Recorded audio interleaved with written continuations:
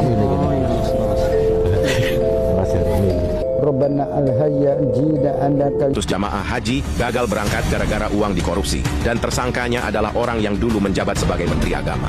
Orang ini tidak akan hidup saudara-saudara kalau tidak ada ini. Karena ini masih hidup. Dari sananya. Kalau Abah Anom pulang pukul 11 hari Senin tanggal 5 September 6 Sabah Abah Anom keluar.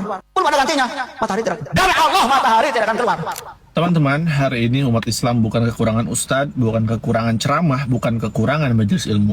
Yang umat ini kekurangan adalah ulama yang berani menyampaikan kebenaran. Banyak yang disebut ulama, banyak yang dipanggil tokoh agama, tetapi tidak sedikit yang ketika berhadapan dengan penguasa lisannya membisu. Padahal dia tahu, dia paham, dia mengerti bahwa ada kebijakan yang menyengsarakan rakyat, ada aturan yang bertentangan dengan syariat, ada hukum yang melindungi kezoliman dan menekan yang lemah. Namun apa yang dia lakukan? Sebagian ulama memilih diam, sebagian lagi malah membenarkan. Bahkan ada yang ikut masuk ke dalam barisan kekuasaan mengikuti agenda mereka menjadi pembenar atas nama agama.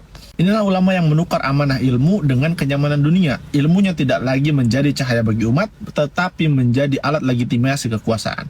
Islam disempitkan, dikatakan hanya soal ibadah pribadi, sholat, puasa, zikir. Sementara di mana keadilan sosial, hukum ekonomi, dan kepemimpinan disingkirkan daripada Islam.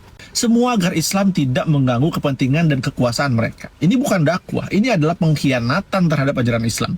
Namun masalah umat tidak berhenti di situ, teman-teman. Di sisi lain, muncul ulama-ulama palsu, orang yang tidak paham agama, ilmunya dangkal, dalilnya dipotong-potong, pemahamannya kacau, makol inna, tapi pengikutnya banyak. Mereka berbicara tanpa ilmu, memberi fatwa tanpa dasar, mengajarkan praktik-praktik aneh hingga umat terjerumus dalam kesesatan. Yang lebih berbahaya, mereka tidak hanya sesat, tetapi menyesatkan umat secara massal. Inilah dua wajah krisis umat hari ini, ulama yang menjilat penguasa dan ulama palsu yang memimpin kebodohan.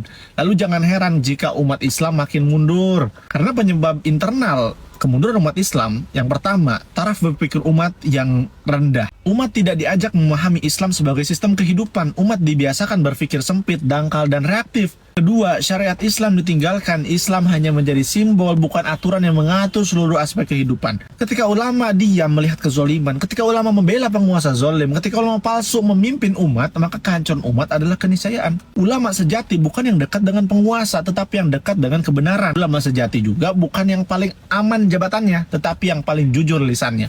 Dan umat Islam tidak akan bangkit selama kebenaran dikorbankan demi kenyamanan, agama dijual demi kekuasaan, dan kebodohan dipelihara atas nama dakwah. Sudah saatnya umat Islam bangkit, menaikkan taraf berpikirnya kembali kepada Islam secara menyeluruh, secara kafah, dan berani membedakan mana ulama pewaris Nabi dan mana ulama pewaris kekuasaan.